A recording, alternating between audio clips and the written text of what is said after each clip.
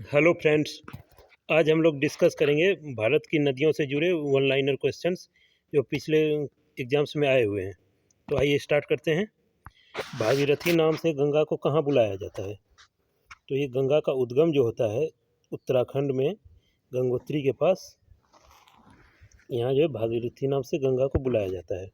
ठीक है। और ये भागीरथी नदी अलकनंदा से जब मिलती है उसके बाद जो है आपका ये गंगा नदी कहलाती है। और गंगा नदी पहली बार हरिद्वार नामक स्थान पे जो है स्थल भाग में प्रवेश करती है। तो देखिए दूसरा क्वेश्चन, गंगोत्री कहाँ स्थित है और इसकी ऊंचाई कितनी है? ठीक है। उत्तराखंड के उत्तरकाशी में 3900 किलोमीटर की ऊंचाई पर गोमुख के निकट गंगोत्री हिमानी। ठीक है। तो अलकनंदा का उद्गम स्रोत क्या है? तो आपके अलकनंदा का उद्गम स्रोत वेट आपके अलकनंदा का उद्गम स्रोत है बद्रीनाथ के ऊपर सतोपथ हिमानी के पास से। ठीक है। अलकापुरी हिमनदी। गंगा नदी को गंगा का उत्तर कहाँ से बुलाया जाता है? देखिए अलकनंदा और भागीरथी का संगम होता है देवप्रयाग में। देवप्रयाग के बाद गंगा को गंगा नदी के नाम से बुलाया जाता है। इससे पहले इसे भागीरथी कहा जाता है। ठीक है। हरिद्वार के निकट ये मैदानी भाग में पहुंचती है। गंगा को पद्मा नाम से कहाँ बुलाया जाता है? तो ये बांग्लादेश में। तो होता ये है कि वेस्ट बंगाल में जो है गंगा को फरक्का बैराज बना के जो है कुछ पोर्शन को जो है आपका बांग्लादेश तो नेचुरली जाती ही है और कुछ पोर्शन को बांग्लादेश जाने से रोकने के लिए जो है आपका जो है इंडिया में डाइवर्ट किया जाता है। तो वो डिस्ट्रीब्यूटरी कहलाती है। और बंगाल में जो आपकी हुगली नदी है वो गंगा की डिस्ट्रीब्यूटरी है। ठीक है। और सिंधु भारत में किस राज्य से होकर बहती है? तो ये जम्मू कश्मीर में से होकर बहती है।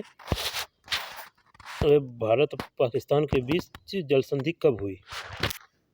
तो ये 1960 ईस्वी में हुई थी। तो ये वर्ल्ड बैंक के जो है मध्यस्थता से हुई थी, जिसमें 3 नदियों से भारत पूरा जल निकालता है और बाकी 3 नदियों से जो है पाकिस्तान जल लेता है, जिसका 20% भाग ही भारत इस्तेमाल कर सकता है।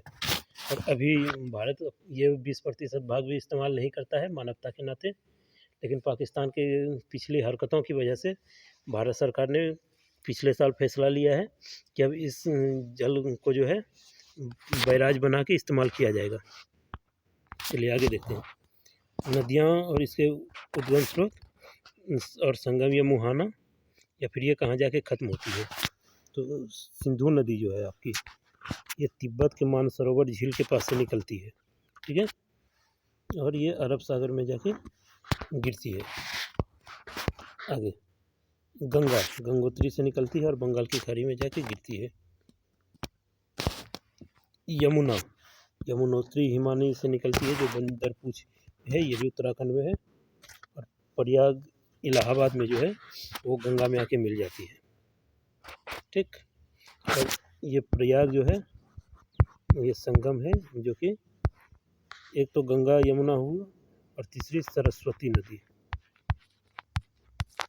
जो कि वेद के हिसाब से हमारी सबसे पवित्र नदी है, लेकिन अभी ये विलुप्त हो चुकी है।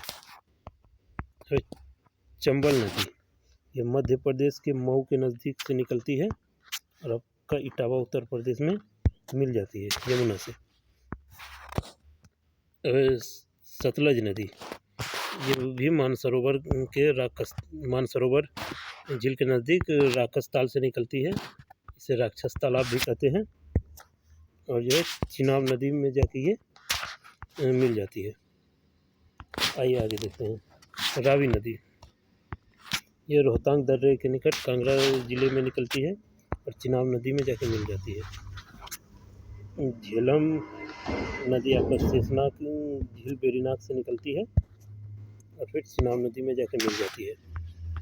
तो ब्यास नदी ये आपका ब्यास कुंड रोहतांग दर्रे से निकलती है और कपूरथला में जाके सतलुज नदी से मिल जाती है।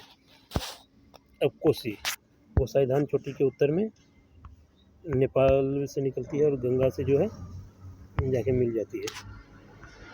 आपका जो है गंडक, ये भी आपका नेपाल से निकलती है, पटना के नज़दीक गंगा में आके मिल जाती है। अगर रामगंगा नदी नैनीताल के निकट जो है हिमालय से निकलती है, ठीक है, और फिर कन्नौज के निकट गंगा नदी में आके मिल जाती है। तो शारदा, जिसे काली गंगा भी कहते हैं, ये कुमायूं हिमालय से निकलती है और घाघरा नदी में जो है आके मिल जाती है। अब घाघरा नदी या कर्नाली या कोरियाला नेपाल से निकलती है और सारण और बलिया जिले की सीमा पर जाके गंगा नदी से मिल जाती है बिहार में। आगे बेतवा नदी या बेतरवदी, ये मध्य प्रदेश के विंध्याचल पर्वत से निकलती है और हमीरपुर में यमुना नदी में आके मिल जाती है। और सोन नदी, सोन नदी अमरकंटक की पहाड़ी से निकलती है और ये भी पटना के नज़दीक गंगा नदी में आके मिल जाती है। और ब्रह्मपुत्रा नदी, ये तिब्बत के मानसरोवर से निकलती है और बंगाल की खाड़ी में आके मिल जाती है। आगे देखते हैं नर्मदा नदी, ये आपका अमरकंटक श्रेणी से निकलती है और अमरकंटक की पहाड़ी जो विंध्याचल श्रेणी में आती है वहाँ से निकलती है और गल्फ ऑफ खंबात यानी खंबात की खाड़ी में मिल जाती है, जो कि अरब सागर का भाग है। और ताप्ती नदी, ताप्ती मध्य प्रदेश के बैतूल से निकलती है और खंबात की खाड़ी में आके मिल जाती है। और महानदी, ये सिहावा जो छत्तीसगढ़ में है वहाँ से निकलती है और बंगाल की खाड़ी के निकट मिल जाती है, आके बंगाल की खाड़ी में निकट आके मिल जाती है। ये उड़ीसा की सबसे बड़ी नदी है, लेकिन इसका उद्गम स्थल उड़ीसा न होके छत्तीसगढ़ है। अब शिप्रा नदी, जिसे छिपरा भी कहते हैं, ये आपका जो है इंदौर से निकलती है और आपका चंबल नदी में जाके मिल जाती है। तो शिप्रा नदी के किनारे ही उज्जैन में आपका कुंभ मेला लगता है। आइए अब आगे देखते हैं माही नदी, ये आपके मध्य प्रदेश से निकलती है और खंबात की खाड़ी में आके मिल जाती है। लूनी नदी, ये आपका जो है नाग पहाड़ जो अरावली पर्वत में है, राजस्थान में से निकलती है और कच्छ केरल में आके समाप्त हो जाती है। अब हुगली, ये गंगा की शाखा है, डिस्ट्रीब्यूटरी है, एक ट्रिब्यूटरी होती है सहयोगी नदी, सहायक नदी, जो कि जो है एक कोई छोटी नदी जो बड़ी नदी में आके मिल जाती है, जिससे धारा और बढ़ जाती है। डिस्ट्रीब्यूटरी है यानी एक बड़ी नदी जो एक से ज़्यादा छोटी नदी में बढ़ जाती है तो वो डिस्ट्रीब्यूटरी कहलाती है। तो हुगली गंगा की शाखा है, दक्षिण गंगा से अलग होती है, बंगाल की खाड़ी में आके ये भी मिल जाती है। तो आइए देखते हैं कृष्णा नदी, ये महाबलेश्वर के निकट जो है पश्चिमी पहाड़ से निकलती है और बंगाल की खाड़ी में आके समाप्त हो जाती है। आगे देखते हैं गोदावरी नदी, गोदावरी नासिक जिले के त्र्यंबक पहाड़ी से निकलती है और बंगाल की खाड़ी में आके मिल जाती है।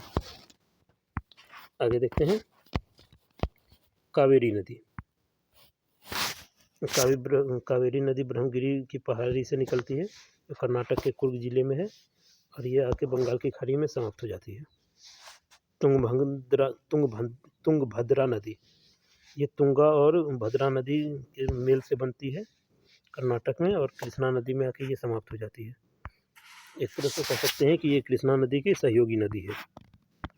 और साबरमती, साबरमती जो है उदयपुर जिले में अरावली पर्वत से निकलती है जय समुद्री झील से और खंबात की खाड़ी में आके मिल जाती है। और अगर हमें याद हो तो महात्मा गांधी को जो है साबरमती के संत कहा जाता है। साबरमती के संतों ने कर दिया कमाल, दे दी हमें आज़ादी बिना खरक बिना ढाल। चलिए आगे देखते हैं सोम नदी, ये भी उदयपुर जिला के बिछामेंडा से निकलती है और माही नदी में आके मिल जाती है। अब पेन्नार नदी, पेन्नार केरल की एक बहुत बड़ी नदी है, ये नंदीदुर्ग पहाड़ी कर्नाटक से निकलती है और बंगाल की खाड़ी में आके मिल जाती है। ठीक है, अब आगे पेरियार नदी, पेरियार नदी सिर्फ केरल में ही बहती है और ये पेरियार झील बनाती है। ठीक है, परियार झील में आके ख़त्म हो जाती है। और उमियम झील, ये आपका मेघालय में है। ठीक है, अब बैगाई, ये तमिलनाडु से निकलती है, बंगाल की खाड़ी में आके ख़त्म हो जाती है। अब दक्षिणी टोन्स, ये कैमूर की पहाड़ी से निकलती है और सिरसा के निकट गंगा में आकर मिल जाती है। अब आइए आज का लास्ट क्वेश्चन डिस्कस करते हैं, जो है आयड या बेडच नदी। ये आपका गोमुंडा पहाड़ी जो उदयपुर के उत्तर में है उससे निकलती है और बनास नदी में आके मिल जाती है। तो आज हमने टोटल 35 नदियों का उद्गम स्थल डिस्कस किया। तो और भी एग्ज़ाम के दृष्टि से जो इम्पोर्टेंट नदी और उसके उद्गम होंगे वो मैं लाऊंगा और उसे भी डिस्कस करूंगा। तो अभी के लिए इसका नोट बना लें और इसे याद कर लें। Thank you.